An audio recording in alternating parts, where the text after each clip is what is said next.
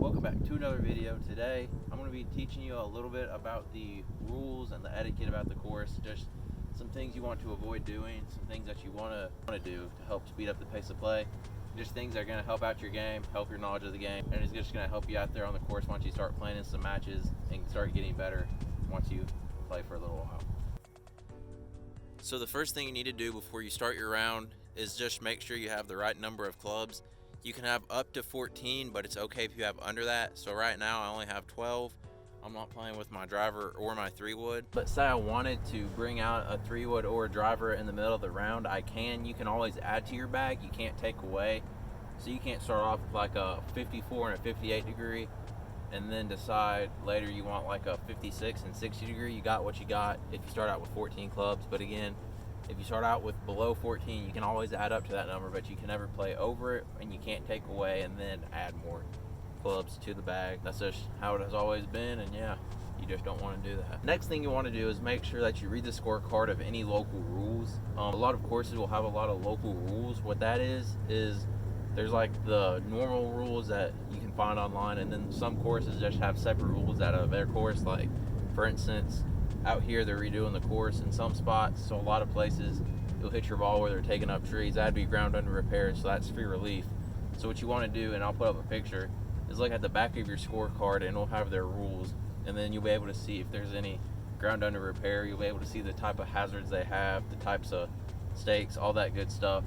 So again, before you start, you want to check the number of clubs in your bag. Again, you can add up to 14, but you can't mix and match. Once you do have 14, you got what you got. And then always read the scorecard, read the back of it to check on any local rules before you start your round. When you get to the first tee box and you're ready to start playing your round of golf, you want to make sure that you have the ball teed up in the right spot.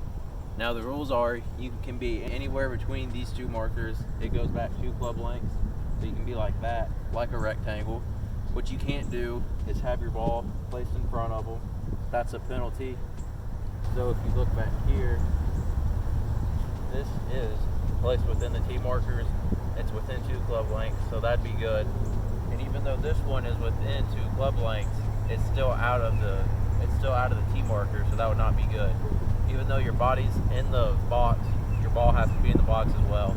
So that's just something you want to keep in mind when you're out here first starting out. Make sure that you keep the ball behind the tee markers, and that way you won't have any surprise penalties when you get to the green and they call you out on it, because that is no fun. The first part of etiquette on the golf course here on the tee box is you don't want to be talking on the tee box. You don't want to be anybody's line of sight when they're hitting their tee shot. So when somebody's taking their backswing, you don't want to be asking somebody for a tee or asking what they got on the last hole. Either do that before you step up to the tee box or when you get down to the green when everyone's walking up together. Just don't talk in anyone's backswing. Don't be making any movements in their line of sight.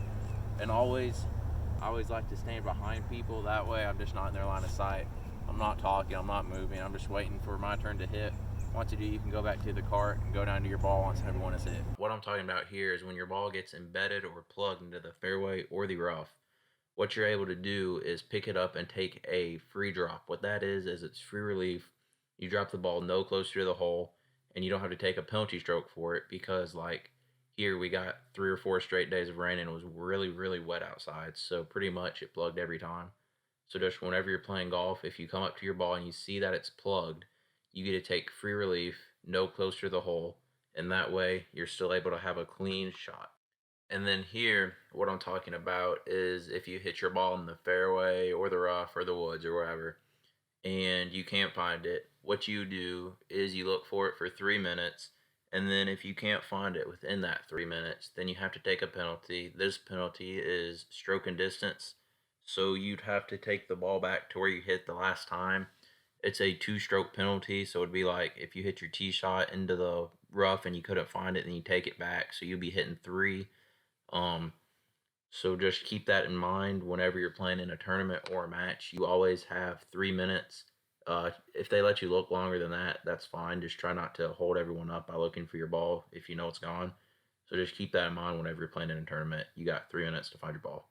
Here I'm talking about practice swings, and when you hit your shot, if you happen to take a divot out of the ground in your practice swing or your shot, Always replace the divot. That's just good course etiquette. Either get the divot and stomp it back into the ground, or if the course provides bottles with sand, put some sand in it and just smooth it out. So here we have our first stake. This is a yellow stake. What that means is there's a water hazard. As you see here, there's the hazard. So what you gotta do then, if you want to, you can try to hit the ball, but you can't ground your club. What grounding your club is, you can't hit the ground until after you hit it, so you'd have to make contact with the ball first. Most of the times you're gonna be taking a drop because when you can't hit out of a pond. So what you would do, say you entered right there, you'd probably come around here somewhere. You always drop no closer to the hole. So again, say you went in right there. So the one that it went in at, again, you drop from the knee. So there'd be your shot. Again, that'd be like a 2-stroke penalty, 1 in, 2 out. So then you'd be hitting 3 into the green. Something when it comes to out of bounds stakes like that, whether it's white, yellow, or red, don't be the dude that goes up and be like, oh, here's my ball. And so you're hitting a Titleist and it's like a tailor-made.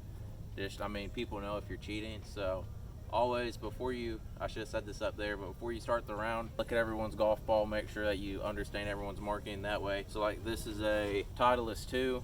So if that goes in, be like, I'm playing a Titleist 51 that way. You can't get up to the green and be like, I made a par when you really went in. So I'd be like a 6.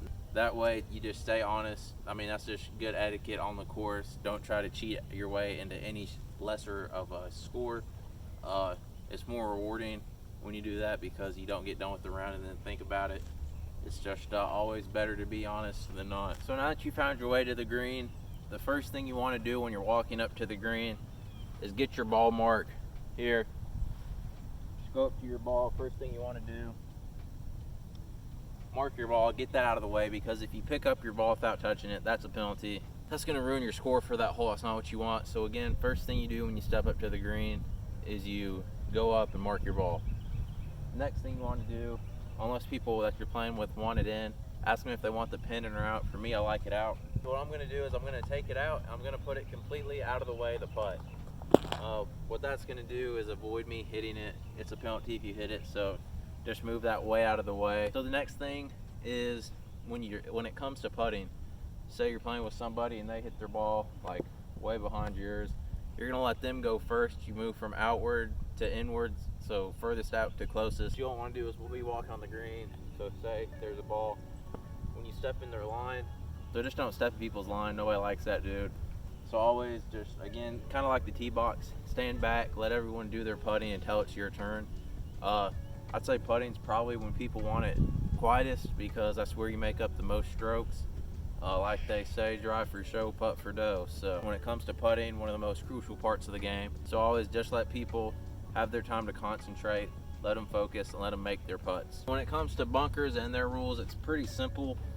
You just, like I said in the bunker video, you don't want to ground your club. So what that would look like is, say ball's right there, you can't have your club on the ground. You have to wait till you make contact with it to hit the ground. So it'd be something like that. Things you want to avoid in the bunker, just to help out the course maintenance people, which you should always rake your footprints and all that in the bunker, but a lot of people out here don't do that anymore. You want to avoid stepping on the steepest part of the bunker because that's going to make a really deep footprint and have a lot of sand collapse down. So again, for bunkers, just set up to your ball. Don't ground your club, and you don't want to hit the ground until you hit the ball. And that is a little bit about bunkers and just the rules of what you want to do in them.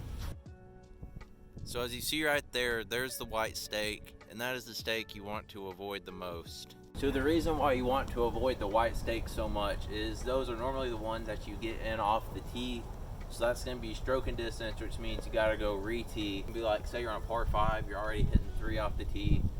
So that's really just going to ruin that hole for you. What I would suggest doing, if you ever see that and you're thinking about going out of bounds, just get it out of your head. Just act like it's not there. That's going to really help you mentally, just not go in there. And if you do, shake it off. Just treat it like it's still your first shot, because 2 strokes, even though it sounds like a lot on one hole, isn't a lot over a round of golf. And that's one thing I find myself doing is I'll get 1 penalty shot and then I think my round's over, so I'll start doing stupid things, trying to hit heroic shots. Just kind of refresh your brain. Again, treat it like you're even pouring every hole. and just go at it from there. Don't look at the scorecard until the end, and that's really going to help you improve, especially when you're dealing with out-of-bounds stakes like the white stake. So that'll do it for this video. Hopefully this helps you get a better grasp for the rules and etiquette to use on the course. Now you can go out there and just practice those before your first tournament to make sure that you got everything down to avoid any unnecessary penalties. Until then, get out there and keep hitting dingers.